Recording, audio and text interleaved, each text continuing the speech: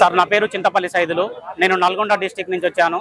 Sir నా సమస్య వచ్చేసి టీఎస్ఎస్పీడీసీఎల్ 2023 నోటిఫికేషన్లో జేఎల్ఎం జాబ్ గురించి వచ్చాము సార్. సో గత ప్రభుత్వం నిర్వహించిన జేఎల్ఎం జాబ్లో ఎన్నో అవకతవకలు జరిగినాయి. ఒకసారి జేఎల్ఎం 2022లో రిలీజ్ చేశారు నోటిఫికేషను. డిపార్ట్మెంట్ వాళ్ళే దీన్ని మాల్ ప్రాక్టీస్ చేసి ఒక్కొక్క క్యాండిడేట్ దగ్గర 1-2 లక్షలు తీసుకొని మాల్ ప్రాక్టీస్ చేయడం వల్ల డిపార్ట్మెంట్ వాళ్ళే ఒప్పుకొని ఇది మాల్ ప్రాక్టీస్ జరిగిందని చెప్పి నోటిఫికేషన్ క్యాన్సిల్ చేసి తిరిగి మళ్ళీ నోటిఫికేషన్ 2023 ఫిబ్రవరి నెలలో రిలీజ్ చేశారు సార్.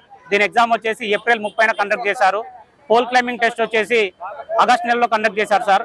పోల్ క్లైంబింగ్ కూడా సరిగా నిర్వహించలేదు సార్. ఆర్టిజన్స్కి అంటే కాంట్రాక్ట్ బేసిక్ మీద జాయిన్ అయిన ఎంప్లాయీస్కి సంవత్సరానికి 2 మార్కులు చొప్పున యాడ్ చేస్తామని చెప్పారు.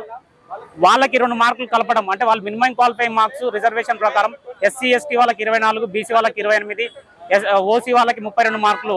సో వీళ్ళకి ప్రతి ఒక్కరికి 20 మార్కులు కలిపారు సార్. వాళ్ళ ఎక్స్పీరియన్స్ ఎంతో కూడా మాకు తెలియపరచలేదు, ఎటువంటి వెబ్సైట్లో పెట్టలేదు.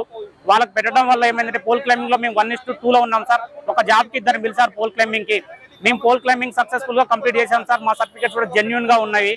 మేము గత ప్రభుత్వంలో ఉన్న సీఎండి సార్ కూడా విజ్ఞప్తి చేశాం సార్. అదేంటంటే ఆల్రెడీ ఇక్కడ పోల్ క్లైంబింగ్ జరిగింది, దీన్ని సరిగా కండక్ట్ చేయలేదు సార్.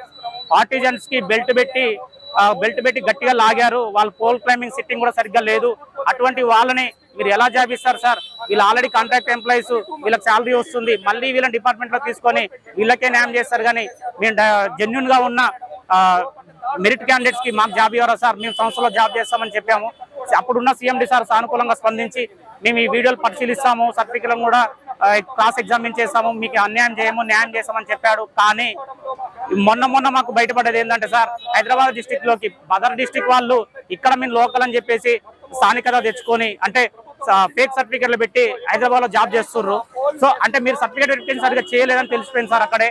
ఇంకోటి పోల్ క్లైంబింగ్ వీడియోలు కూడా సరిగ్గా చూడలేదు. మా కళ్ళ ముందర నల్గొండ రీజియన్లో ఒక అబ్బాయి పోల్ నుంచి జారినా కూడా జగదీష్ రెడ్డి గారి చేతుల మీదుగా అబ్బాయికి నియామక పత్రం ఇచ్చారు సార్.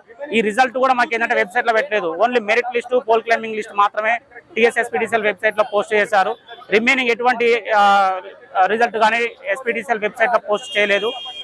ఇక్కడ అన్యాయం జరిగిందనేదానికి మీరు వెబ్సైట్లో పోస్ట్ చేయకపోవడం ఇక్కడ నిదర్శనం సార్. ఇంకోటి, మీరు ఇక్కడ ఉన్న ప్రభుత్వానికి ఏంటంటే గత ప్రభుత్వం సరిగ్గా పట్టించుకోలేదని గత ప్రభుత్వాన్ని మేము నిరుద్యోగులను కూలగొట్టినాము.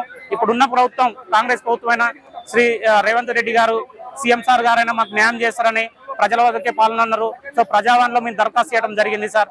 ఏంటంటే గత ప్రభుత్వంలో పట్టించుకోలేదు. మీరైనా వాటిని క్రాస్ ఎగ్జామిన్ చేసి ఆ వీడియోలని పునఃపరిశీలించి సర్టిఫికెట్ని పునఃపరిశీలించి మాకు న్యాయం చేసి మాకు జాబ్ ఇవ్వాలని కోరుకుంటున్నాం సార్.